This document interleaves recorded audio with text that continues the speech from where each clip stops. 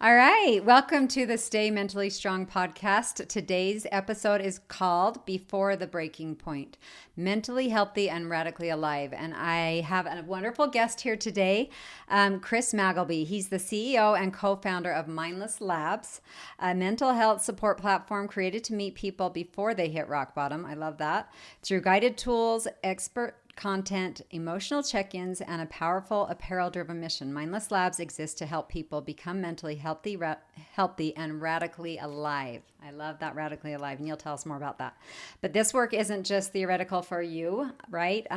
Like many men, you had your own little struggle, and we kind of connected through a mutual friend knowing about my story with my husband's plunge in his mental health, and you had a similar experience as we talked. I couldn't believe how similar that was. It was really helpful to hear him talk about things you went through and how similar that was, and the mindset that is in that your loved one is going through. Because at times I'm just like, I don't understand how you can get to that point, so that was really helpful for me.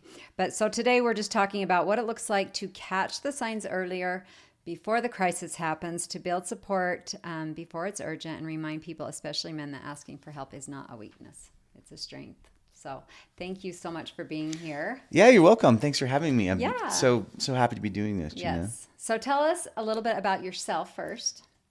Okay. I'm Chris. I grew up here in Utah, and my professional background is I was in health tech for 20 years. So we provided software to healthcare providers, and I really enjoyed it.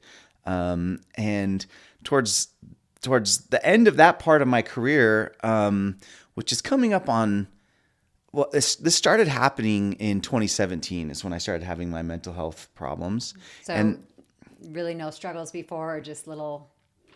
Yeah, really. Well, I mean, looking back, there were signs, but I didn't recognize them or see them. Now I could maybe point to some of them. But up until then, really no challenges, anything like that. And then in 2017, I had kind of this mental breakdown that led to 3 years of a really difficult time. And it culminated, I would say, maybe 2 years later in 2019. That summer of 2019 was pretty easily the most difficult time of my life. Okay. And it's hard to even describe exactly what caused it, exactly what it was or how it was. Was it a poignant moment of like, whoa, or was it a slowly over time, I'm not feeling so good? It was a pretty poignant moment that, it was really interesting. It happened right around... summer equinox, and it lasted until fall solstice. It was like exactly one season. Yeah. And, I piecing this all together after the fact and like working with mental health professionals, working with a psychiatrist, with therapists, I have some traits of bipolar. Okay. Most likely what I have, this has never been fully diagnosed. And so I can't say this is my diagnosis because one of the things that a psychiatrist taught me, which I thought was so helpful, was that she says everyone knows autism is a spectrum. Sure. But what people don't know is that most mental health conditions are a spectrum, and almost everybody is somewhere along that spectrum. So all of us can have traits, somewhere along the spectrum for OCD or for borderline or for bipolar. And I definitely have some that are, stronger on the spectrum for OCD and bipolar.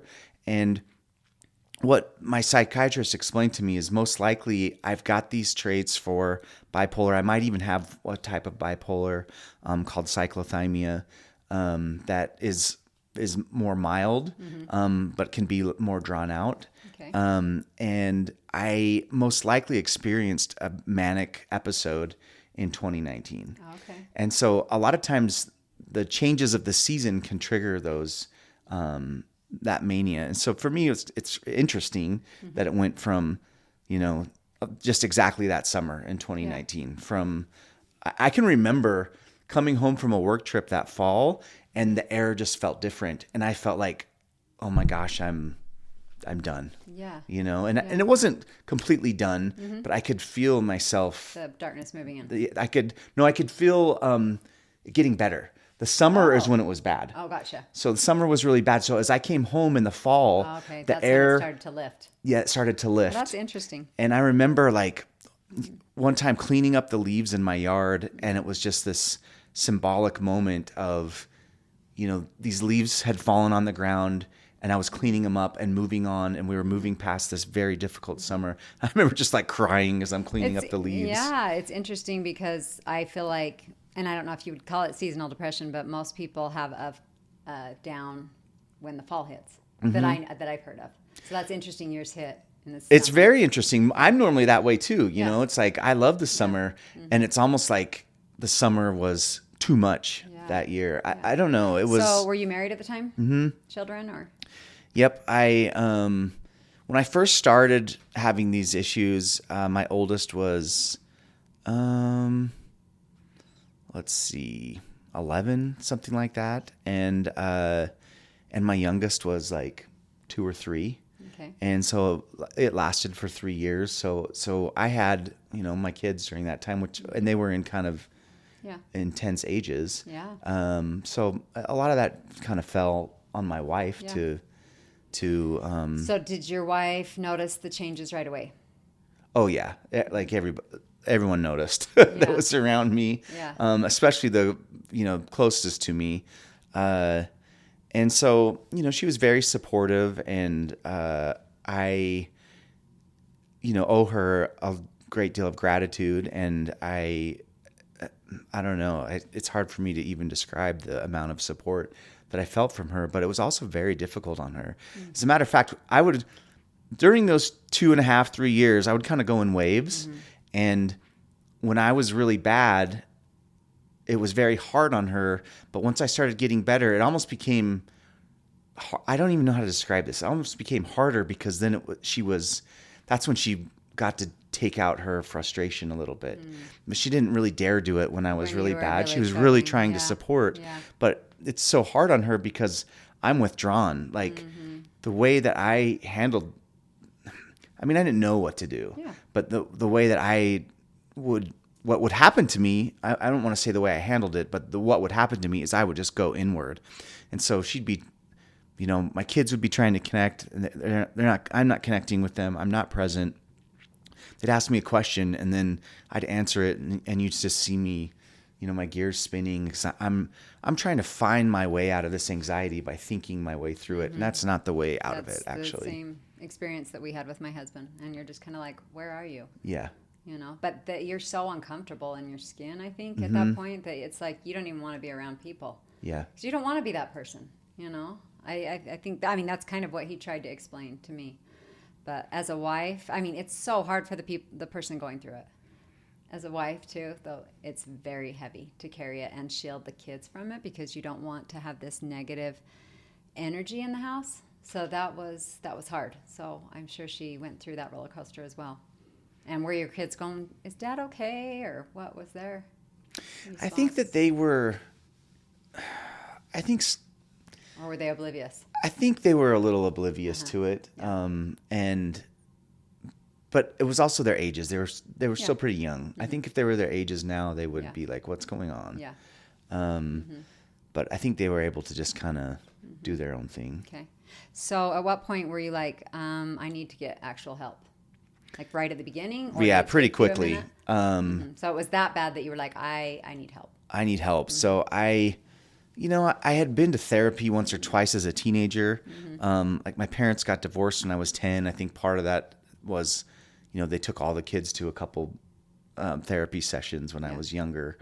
But the only way I didn't know what to do or where to look, but I was like, okay, I know what therapy is. Like, let me go try to start finding a therapist. So, and what did that process look like, finding a therapist? I knew a friend of mine is a therapist in Utah County, so I messaged him, and he referred me to somebody who was in Salt Lake, and she really helped me in the beginning. I think I maybe found someone online first, and I went to go see her, and I was like, no, this is not a fit. Yeah. And one of the things I found from my own journey was finding the right therapist for you is a lot like it's like dating almost. Yeah. You have to find the person who has your vibe. Yeah. And it doesn't mean that someone's a bad therapist. They just may not vibe with you. The same way you go on a date and you don't have a connection, you know? Mm-hmm. So you found someone you liked, finally, a little bit of a process. And then what about psychiatry? Did you find something So to get on? I found this person that I liked. I worked with her for a little bit, and I started to feel better. And so the other thing that was happening is beyond just going to therapy, I also started into kind of my own spiritual journey. And so, you know, I had grown up religious. I stopped practicing my religion when I was probably 30, and really just kind of walked away from it. And you know, my background, I studied philosophy in college, so I like that kind of stuff. But for a while, I just stopped doing it, and not having my own spiritual practice, I think, was part of the reason that I ended up having these mental health challenges. I think for me, this is not for everybody, but for me, my whole inner health and inner well-being, you know, it's comprised of my mental health, my emotional health, and my spiritual health. And if I don't take care of all three of those aspects of myself, like my inner health struggles. And so there was a long time where I wasn't taking care of any of those three things. You know, I was just working and living my life. And all of a sudden it came crashing down. All of a sudden, you're like, wait, I haven't been taken care of. And it demands you take care of it. Yeah. Okay. So those were some things missing from your life. Yeah. And it took some time for you to like find your way out of and that. And as that introduced me to to an Eastern way of thinking. And so I, at that time, discovered mindfulness and presence, and I started practicing mindfulness and, began a meditative practice. The one thing that I'll say about meditation is I always, like when I was feeling the most anxious, I always wanted meditation to be able to fix me in the moment, and it never could. Yeah. It's something that, to me, it's a lot like exercise in the fact that if I'm ill, I don't go exercise to feel better, but I maintain an exercise practice so that my body is strengthened and I can, be healthier long term. Yeah. Meditation is the same way. So to me, it's not like a thing that you do when you're anxious. It's something that I can do every day that actually prevents me from becoming anxious in the future. Yeah, I totally understand that. Yeah, I started a mindfulness practice a couple of years ago, right before, like 2 years before my husband died, every morning. And yeah, it's not going to fix it right away, but so grateful I started that habit, because then it helped me through the thick of the trauma and the pain. And it was, so now it's just something I have to do. It's a total habit. So I'm glad. So how did you pull out of this? So I pulled out of this. Oh, you asked about psychiatry earlier. So towards the end, when it got really bad in 2019, that's when I felt like something was wrong with me. And so I went to physiologically. Yeah. I was like, something's not right. So I went to my doctor, and he was like, oh, you probably just severe anxiety. Here's an SSRI. And that made things way worse. Mm-hmm. And so I tried to get into a psychiatrist. The wait time was 6 months, and that was really frightening to me because I didn't know if I was going to be around in 6 months. Yeah. Luckily, they were able to move me up, and I got in, and I met with this woman, and she was really great. And so she kind of explained what was going on. And it wasn't that I had a serotonin problem. It was most likely a mood disorder, which is something that like bipolar. Mm-hmm. And she said the number one thing you can do to help with any type of mood disorder is sleep. And in that summer of 2019, I wasn't sleeping because I was going through this mania. I would sleep. It was so hard to sleep. I would sleep, I don't even know. Sometimes an hour at a time.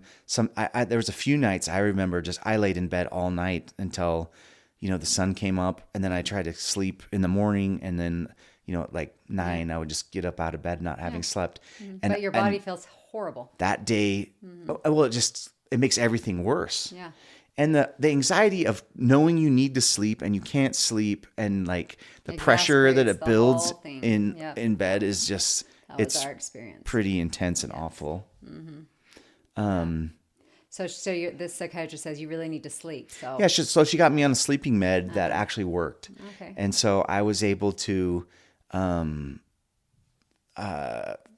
start sleeping. Yeah. And being able to start sleeping is really what is how I got out of it.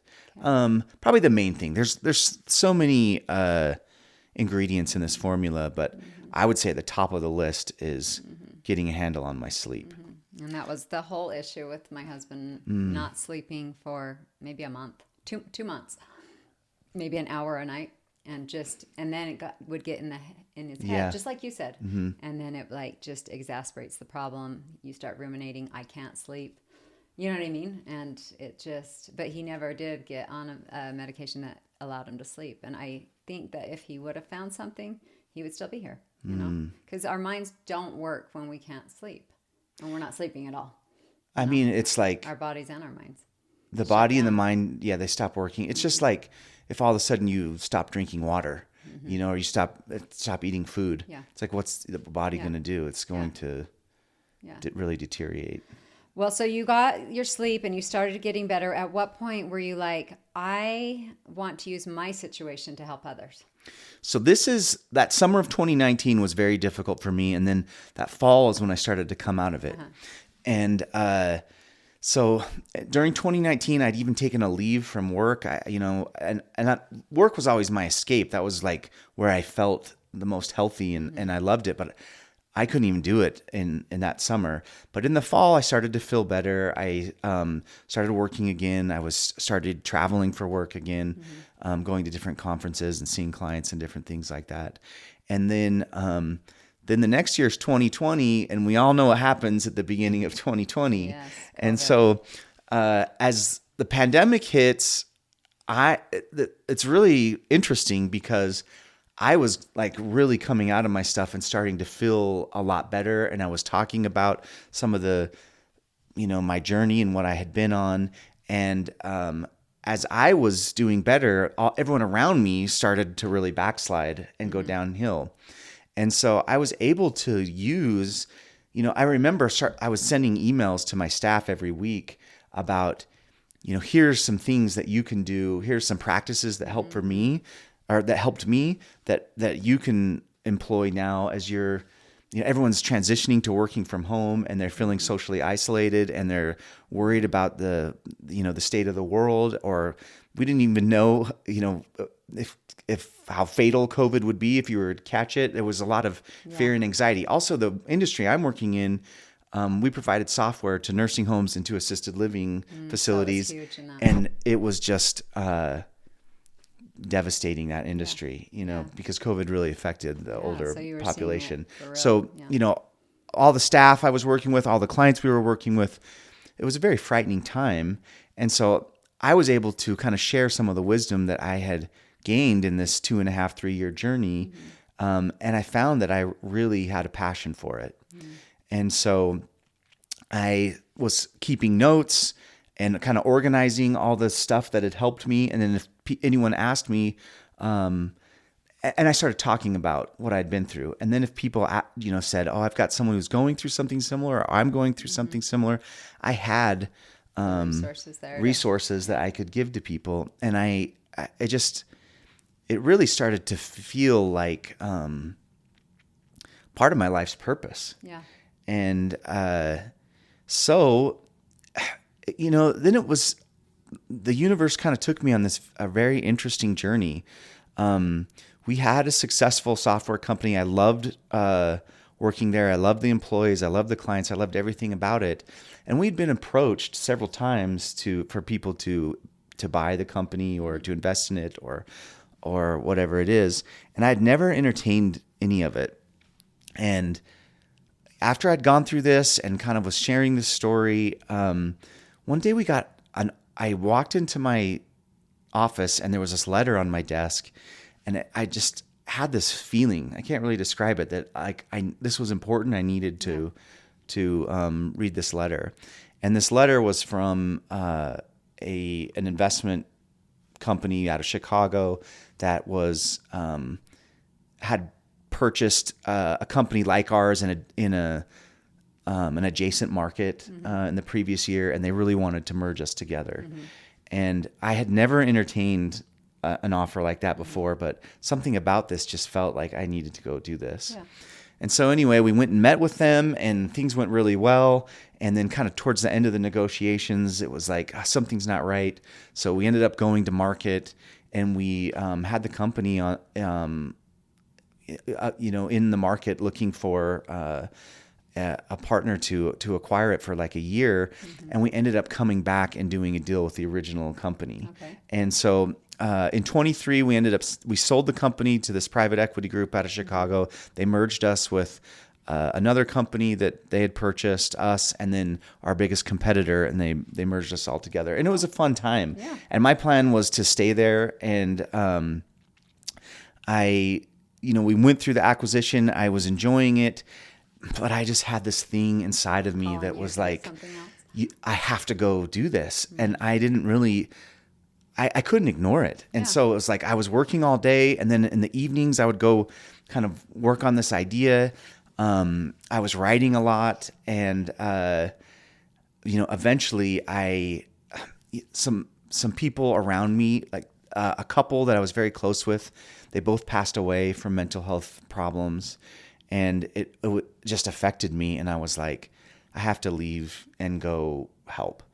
And so I went to the company that had acquired us, and I went to my boss, and I said, I know I said I was going to stick around, but I've really got to go do this. And they were so gracious, and they understood it. There was nothing in my contract that I had to stay a certain amount of time. Yeah. And so I have always been so appreciative and grateful for them. I try to help still when I can.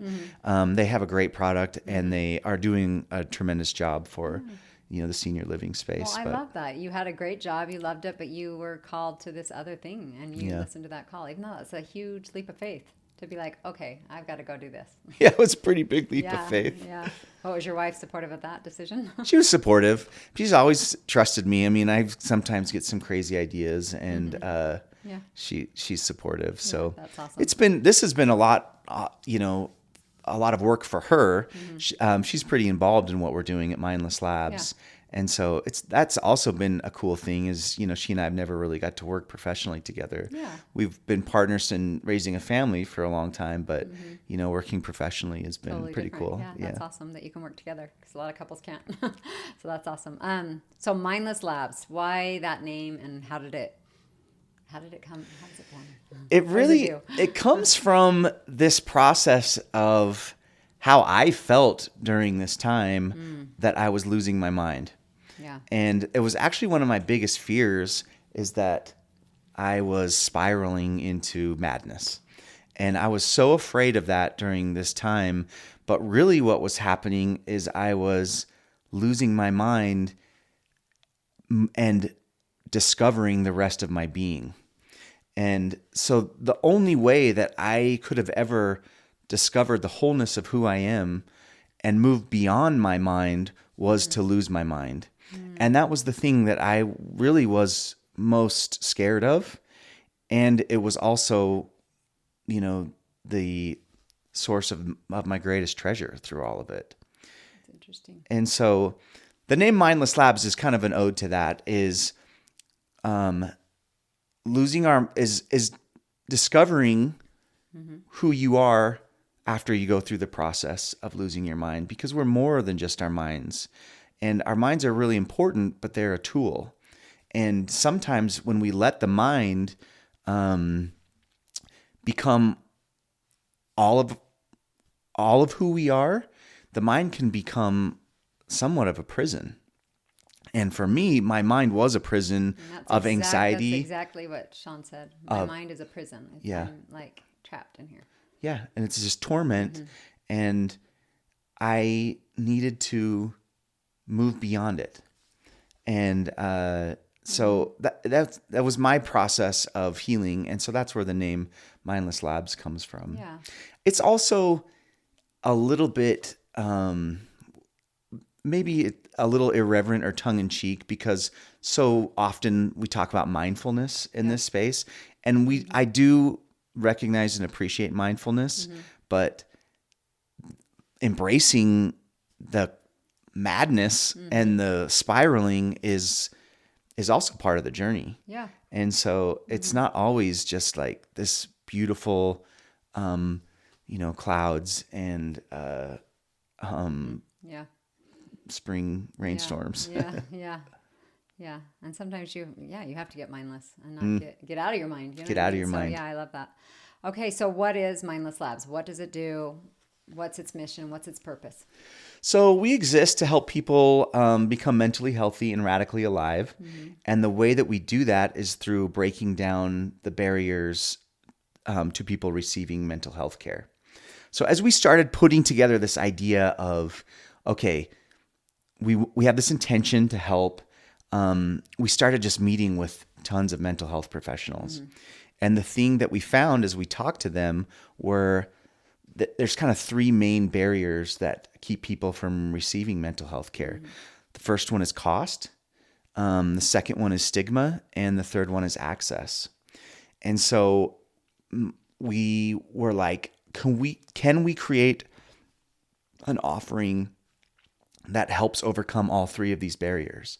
And so that's what Mindless Labs is our attempt to help people overcome these three barriers. The way that we do that is we have a piece of technology that we partner with mental health professionals, and those professionals are all up and down the spectrum of mental health care. So some of them are licensed therapists, some of them are holistic practitioners, and some of them are kind of alternative healers, and pretty much everything in between. We work with, and they contribute content. So they write articles for us, or they record audio practices that people can do for free in the app. And so we have this technology where we partner with mental health professionals, and that helps with that third obstacle, which is access. And then, we knew we wanted to create this technology. My background's technology, so obviously I wanted to create some. But we also needed a way to overcome, cost and stigma. And so we kind of were scratching our heads of exactly how we do this. One thing I do know from my background in technology is when you have a piece of software, you don't want your customers to stop using it. Every metric you look at in the software world is about reducing customer churn. And I didn't want to create a piece of software that helps people get healthy and then be incentivized to keep them using the software. Gotcha. And so it was like, okay, we have got to figure out a way for revenue to come from a different stream than to come from subscriptions. Because if we make something that's subscription based, we will be incentivized to keep people using the app and essentially to keep people unhealthy. If people are using it and they're getting better, we want them to graduate off of it if they need to. And so we were like, well, we have to generate revenue somehow. We can't just not have money. And so this is where the idea for apparel came from. Okay.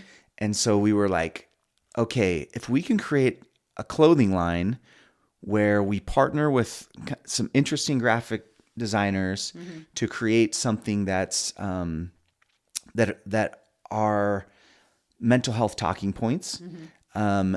So people can wear it and they can talk about it. Like one of our most popular items is just a baseball hat. It's like a dad hat that says "You okay" on it, but the okay, it's kind of has an interesting design to it. And the idea is as you're wearing that, people will stop and will ask you like, well, are you okay? Or why are you wearing that? Yeah. And it's interesting to talk to people who that happens to, when I wear when they, someone's in an elevator and someone says, I really like your hat. A friend of mine's going through a hard time. And then they'll have this conversation about mental health. And like your sweatshirt yeah. right now, radically okay. That's interesting. Yeah, it's interesting. I'm You're used to talking. okay. Yeah, exactly. Love it, yeah. Sometimes that's all we can hope for is just being radically okay. And so the idea with apparel was, okay, let's generate revenue and income from the apparel, and then we don't have to charge for the app. And the people who are buying the apparel will kind of educate them that they are the ones who are supporting these free mental health resources. Doing a good cause by buying them. Yeah, exactly. And mental health affects, whether it affects each of us personally, it's affecting someone we know. Absolutely. 1 in 5 people in the U.S. are struggling with some type of mental health problem. Yeah. And less than half of them are getting treatment. And so we put in a lot of work to create this apparel line. We worked with different fashion designers. We worked with different suppliers and graphic designers. And we launched this line that, each of the items has a QR code on it. I love that. That if you scan the QR code, it will take you to the app. So that as you're wearing this, we have one. You're talking to someone. You can say, just scan this. Yeah, download the app. Yeah. And the idea is on the app, we're trying to partner with as many different mental health professionals as we can. So because, like I said, when I was going to therapy, you've got to go find the one that works best for you. Yeah. The thing that I didn't know is I thought it's just therapy. There's just talk therapy. There is literally hundreds of different modalities that people can employ when they do therapy, and some work better for others. For me, I had a few traumatic things happen to me in my past that I had to do EMDR, and I had no idea what EMDR was. And then, but as I did it, it helped me reprocess those things, and it was so impactful. And so in the app, we have a section called the Classroom that has a glossary, and you can go in and you can click on modalities, and it will show you all the different types of therapy modalities that exist. Yeah. And then you can head over to the practitioner section, and there might be some that focus on some of those types of modalities that you can do some of the practices in the app. So it's very interactive. Very interactive. And it's not intimidating. I don't think it's intimidating, but it can be very intimidating to make a phone call to a therapist to go get an appointment. That's what I'm saying. If you just get on there, so this is a great first step. Yeah. So that you can, you can find us in either app store on Apple or Android, and download the app and just click around, on your own. Yeah. And so you're this saying is that the providers are providing content, and you guys are paying for that content out of the apparel fund, and so that's how you're providing free content and free app. Now, if a user wants to use, actual therapy, individual stuff like that, then that they need to pay for, right? That's right. Okay. So but I will say that that's where we want to jump in with you guys to say, hey, if the cost becomes the thing, Stay Mentally Strong will jump in and provide the funding for that. So hopefully we can collaborate on that end where it really is you are overcoming all of the obstacles. Yeah. And I mean, you have said you overcoming the obstacle of using the app and getting all the content you need. But if they're still like, well, I need personal stuff, that's where we can jump in and say there's a foundation that will help with that. So that would be really cool. To me, that's amazing. Yeah. And there's so many different parts of this mental health journey, and some people need this, and some people need a lot more acute care, and some people need inpatient care. Right. And so the fact that you guys you can almost think of us as the very beginning of that funnel. Yeah. And as you're something's not right, or you're not feeling well, or you're curious, we always say our app is for the therapy curious. As you're curious about this, you can start exploring, and then when you see something that's like, oh, this is really calling to me, and I think this would be really helpful, that's so amazing that's where you guys come in and say, okay, if you need something else but you can't afford it, here you are. And then as people graduate from you, then there's somebody else. And one of the things I have to give a huge shout out to the practitioners that we work with, because so many of them, the conversation is never about how are they going to get paid, or how do they make their money? They honestly just care. And I have really been blown away at this space of how oh, I don't even know how to say it, how authentic the people are and how much they're driven by wanting to care for others. Yeah. It's pretty moving. Well, and I dare say that a lot of them probably have gone through their own journey, just like you. Like I've been touched by it. That's what motivates people to go, I need to get out there and make a difference because this is a lot. It's affecting so many people. So that's probably a big part of it. And just people who have huge hearts and are passionate about mental health. So, yeah. So anything else you want to tell us about the app, or that, I guess, what would one thing be that you would tell someone that is either their loved one is struggling that you want them to know? How they can help them. Because that's where we get a lot of our people asking, how do I help my struggling husband? How do I, what would have helped There's you? two things. I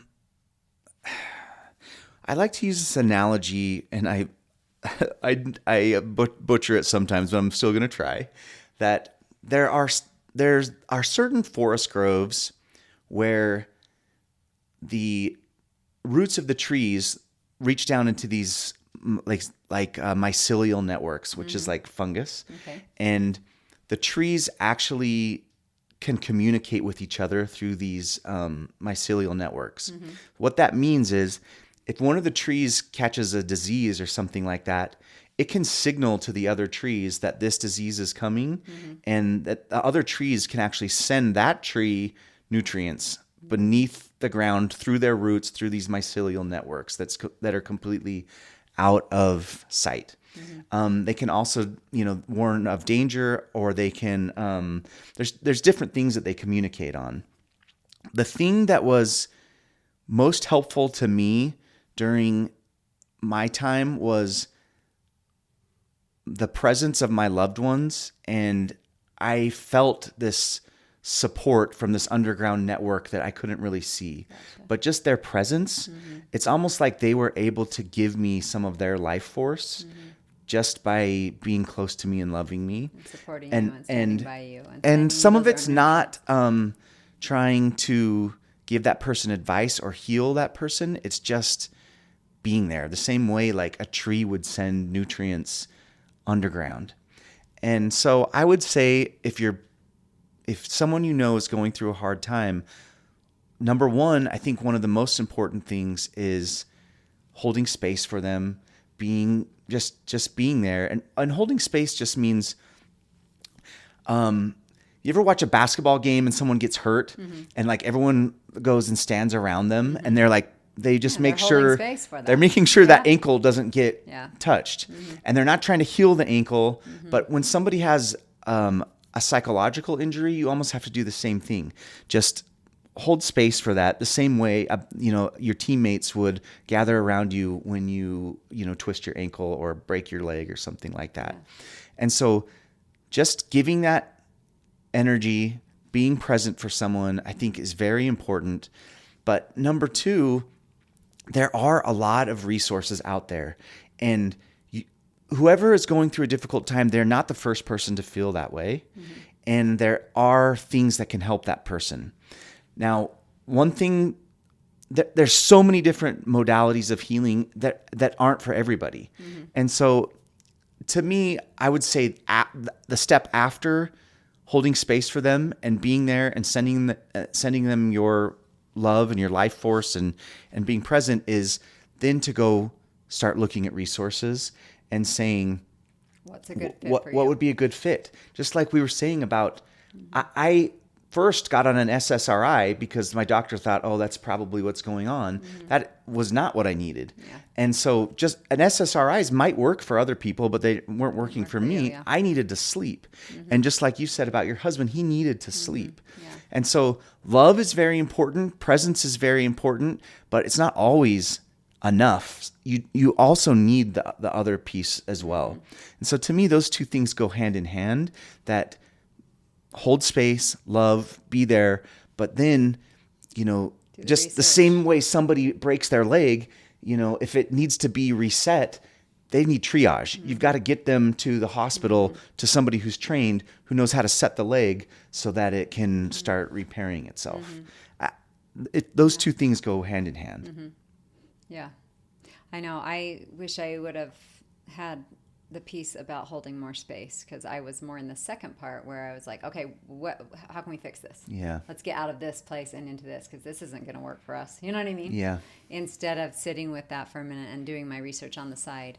And I was also like so overwhelmed with the process of finding a resource, a good resource, B, someone that could take him quickly. And so I love what you're doing. I love that you can download this app. You can find lots of resources. You can find stuff to help yourself that day. I love that, reading through the content. So I'm super excited to put your app as part of our #1 resource on our page. So this is super exciting. We're really excited about it. And because we had talked about doing an app, and it's just like, you got to be techie to do an app. It can be a lot of work. I mean, it's getting a little easier with AI can help you, but I was like, that's probably not something that's in our little wheelhouse right now. But so I love that we can just say, hey, here's the app. Well, we're so flattered to be a part of your network, and just really proud of you for the work that you're doing and all the guys that you're helping. Because you've been through it and you pulled yourself out of that. It's like I talked to you before, and I know that there could have been another side, and Sean could have still been here if he would have. If me too, if I could have held more space, if the resources would have been present for us to utilize. I mean, so many things. If he could have gotten the sleep. Yeah. But and I can't go back to the what if and whatnot. But we have to make the best. But how do we help others? How do we move forward and help others? And that's what makes life worth living, for sure. Yeah. So anyway, thank you so much for being here. You're loved welcome. having you, and I'm excited to move forward with what you have. So yeah, we're excited too. Thank you for having me. Thanks.